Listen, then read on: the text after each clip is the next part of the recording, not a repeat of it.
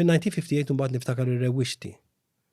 So, meta l-papa kellu jirreżenja minn ministru, irreżenja l-gvern kollu minn dana u as a result li rreżenja l-gvern, l-Ingliżi qatt mofrew gvern alternattiv lill-Partit Nazzjonalista, imma żammew il-gvern fidejhom, ġifieri. Malta reġgħet ġiet back to colonial government. Right. So, immexxija mill-gvernatur. Tiftakarhom inti r-rewwixti jew għandek memorja? Niftakar n-nies ġejn id-dar bid-dem ħireġ minn rashom ta' 8 snin it's something li timpressjonak ħafna, bid-dem riżem minn rashom.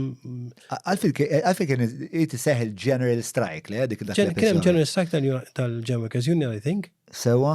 U fi-28 April 1958 kien hemm l-iktar biċċa problema, l-iktar battalji li kien hemm, speċjalment fil-Kottonera area. Fad dik kont sensaqsik, għax inti da żmien kont toqgħod ħaddingli qed nassumi. Jien kont toqgħod ħaddingli, però ġiet li kont inkun mal-papa fil-weekend kien jinniżin ir-rabat meta mbagħad minn Bormla kien tella joqgħod ir-rabat fin-1956. So. Imma qed nistaqsi għax ġifieri it-tensjonijiet jew il-ġlied kien qed jiġri wkoll ma' tramuntani, insomma. Fil-fatt tantu hekk li Malta kollha kienet. Malta kollha li l-papa niftakru jgħid meta li kien fil-karozza meta sparawlhom wid iż-żurrieq kienu sejrin u Mintoff għax kellhom xi delegazzjoni tal-International Socialist Movement.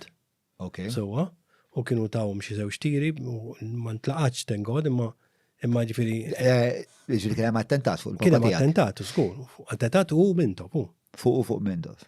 Kien dik id-diex xaġa li tiġi daqshekk eksikwid. Għax anke meta kelli hawnhekk il-Ġosi Muscato sparaw fuq ix-xafera qali li b'mod qisu qed jgħidli mbagħad ħadna ġilad. Le, jiena niftakar jgħid il-papa, ma kontx miegħu, ovvjament dik il-karozza.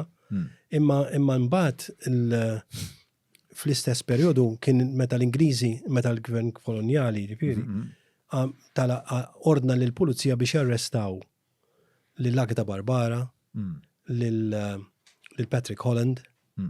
So, qabel ma morru għal dik il-biċċa speċa naqra iktar nixtieq nkun naf naqra iktar dwar meta sparaw fuq il-papa tiegħek. Mela.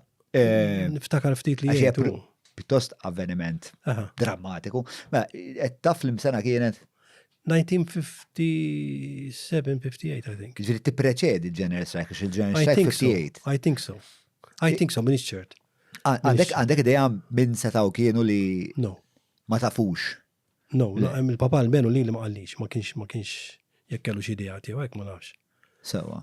U kien ġilura d-dar wara papa kien ġilura d-dar, però tinsix li meta bdew daw il-General Strikes, l-Ingliżi kif qedlek ordnaw l-arrest ta' Patrick Holland u oħrajn, il-papa kien wieħed minn dawk li rridu jarrestaw.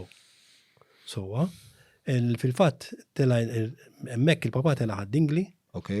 In-nannu kellu razzett fuq il-cliffs, kien żammu hemmhekk fil-razzett kien joqgħod fuq kien mimli tiben, bajls ta' tiben u kien jorqod fuq it-tiben il-papa. U fil-għaxija fid-dlam kienu jtellaw ħutu kienu jtellawlu l-ikel biex jiekol. Kien fugitive ġifieri. Kien fugitive. Sakemm is-sitwazzjoni kkalmat.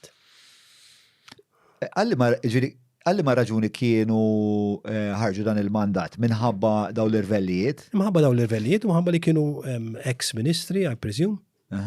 So, x'kien hemm diversi. Ġifieri huma kienu jħossu li l-Partit Laburista kien instiga dawn il-General Strikes u b'konsegwenza narrestaw il-ministri. Kif eventwalment ġiet riżolta billi Mintoff ir-reżenja mill-gvern? Reżenja mill-gvern, żgur.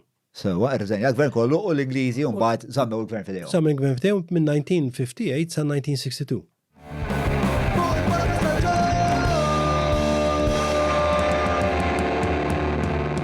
Mela, tlaqna?